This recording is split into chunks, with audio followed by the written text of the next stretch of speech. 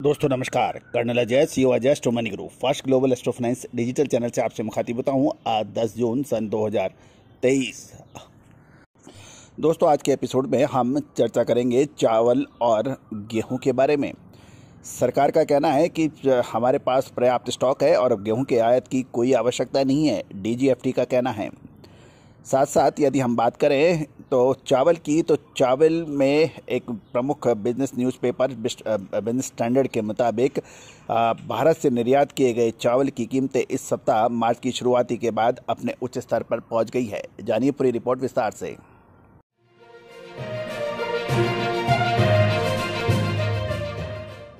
दोस्तों Ajay astro money group देश का पहला चैनल 42 कमोडिटीज 5 मार्केट पर लगातार अपडेट और विश्लेषण देता है। आप हमारे चैनल पे नए हैं और अभी तक सब्सक्राइब नहीं किया है तो इसको सब्सक्राइब करना बिल्कुल ना भूलें। सबसे पहले चावल की खबर, बिजनेस स्टैंडर्ड में एक इम्पॉर्टेंट खबर छपी है, उसकी हम आपको खुलासा कर रहे हैं कि भारत से निर्यात किए गए चावल की कीमतें इस सप्ताह मार्च की शुरुआत के बाद अब तक उच्चतम स्तर पर पहुंच गई है। टाइट सप्लाई और धान के लिए सरकार द्वारा एमएसपी बढ़ाने से थाईलैंड के स्टेपल के लिए दरों में कमी आई है। भारत का 5% टूटा हुआ पारबोर्ड वैरायटी का चावल पिछले सप्ताह $375 से $380 से बढ़कर $388 से $395 हो गया है। एमएसपी बढ़ने से चावल के दाम बाजारों में सुधार देखे जा रहे हैं। भारत ने बुधवार को कीमतें बढ़ाई, जिससे वह किसान के नए सीजन में आम चावल धान को 7% बढ़ाकर 2,183 रुपये प्रति 100 पड़ी क्विंटल कर दिया है।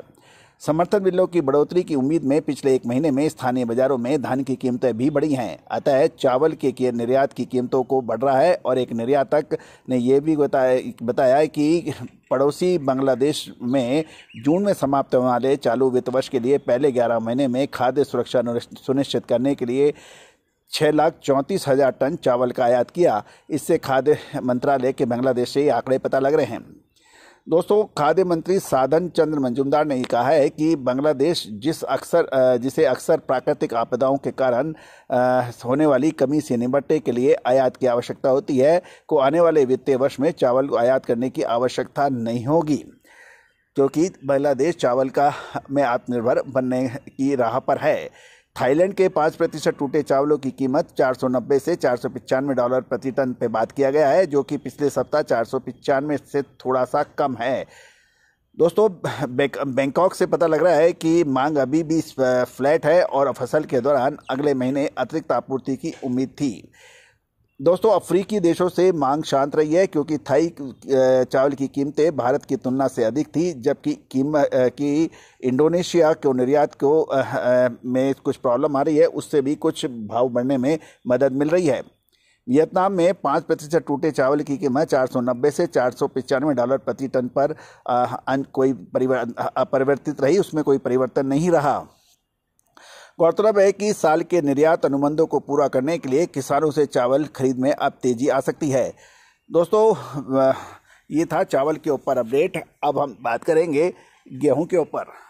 गौरतलब है कि सरकार का कहना है गेहूं निर्यात की आयात की आवश्यकता नहीं है, उनके पास पर्याप्त अनाज का स्टॉक है। वर्तमान समय में 26.2 मिलियन टन गेहूं की खरीद पिछले साल की कुल खरीदी से काफ़ी अधिक है। जैसा कि चालू सीजन के लिए गेहूं की खरीद करीब आ रही थी, सरकार आशावादी है कि घरेलू मांग पूरा करने के लिए किसान और व्यापारियों के पास पर्याप्त स्टॉक उपलब्ध है और आयात की आवश्यकता नहीं होगी।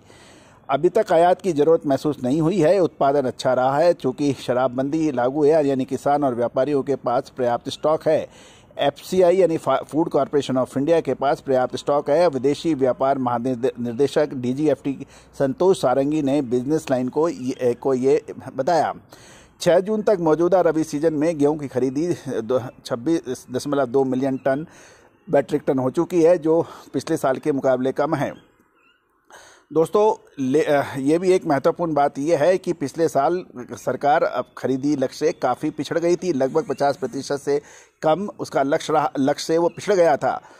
बेमौसम बरसात के बावजूद इस वर्ष प्रमुख जो गेहूं उत्पादक राज्य थे वहां पर बहुत अधिक उत्पादन प्रभावित नहीं हुआ है। दोस्तों एक और महत्वपूर्ण ये बात भी है, क्योंकि गेहूं के दाम इस बार एमएसपी से ऊपर चल रहे हैं और यही वजह है कि किसानों ने अब की बार दूसरे लगातार साल सरकार के लक्ष्य को पूरा नहीं किया है। सबसे ज़्यादा गेहूं की सरकारी खरीद पंजाब, हरियाणा और मध्य प्रदेश से की गई है। यूपी से सरकारी गेहूं की खरीद लगभग काफ़ी पिछड़ गई है। तो दोस्तों, महत्वपूर्ण ये रहेगा कि अगला 1 से 1.5 महीना बहुत महत्वपूर्ण साबित हो सकता है गेहूं के लिए, क्योंकि जुलाई के महीने में सरकार ओपन मार्केट स्कीम के तहत गेहूं बाज़ार में उतार भी सकती है। दोस्तों, हमारे चैनल को अभी तक आपने यदि सब्सक्राइब नहीं किया है तो उसको सब्सक्राइब अवश्य कर लें। All the very best, good luck, happy trading.